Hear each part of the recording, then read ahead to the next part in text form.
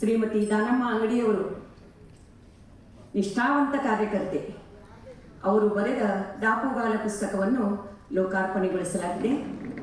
ಅವರಿಗೆ ಅಭಿನಂದನೆಗಳನ್ನು, ತಮ್ಮೆಲ್ಲರ ಪರವಾಗಿ ಅಭಿನಂದನೆಗಳನ್ನು ಸಲ್ಲಿಸುತ್ತಾ ಇನ್ನೂ ಮುಂದೆ ಹೀಗೆ ಅವರ ಸಾಹಿತ್ಯ ಪಯಣ ಸಾಗಲಿ ಎಂದು ಅವರಿಗೆ ಶುಭ ಕೋರುತ್ತಾ, ಇವತ್ತು ರಂಗಸೃಷ್ಟಿಯವರು ಸೆಕೆಂಡ್ ಹ್ಯಾಂಡ್ ಸದಾಶಿವ ನಾಟಕವನ್ನು ಪ್ರಸ್ತುತಪಡಿಸ್ತಾ ಇದ್ದಾರೆ.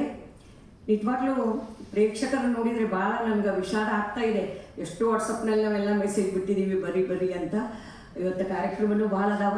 ಇರಲಿ, ಎಷ್ಟು ಜನ ಬಂದಿದ್ದೀರಿ ಅವರು ಅಷ್ಟು ಜನ ನಾಟಕ ನೋಡಿ ಅವರಿಗೆ ಹುರುಪು ತುಂಬಬೇಕಾಗಿ ಅಂತ ಹೇಳಿ ನಾನು ಕೇಳ್ಕೊಳ್ತೀನಿ. ಮತ್ತು ರಂಗಸೃಷ್ಟಿಯದು ಇದು ಸೆಕೆಂಡ್ ಹ್ಯಾಂಡ್ ಸದಾಶಿವ 2ನೇ ಪ್ರಯೋಗ. ಇಲ್ಲಿ ಭಾಗವಹಿಸಿದ ಎಲ್ಲ ಕಲಾವಿದರು ಹವ್ಯಾಸಿ ರಂಗಭೂಮಿಯ ಕಲಾವಿದರು.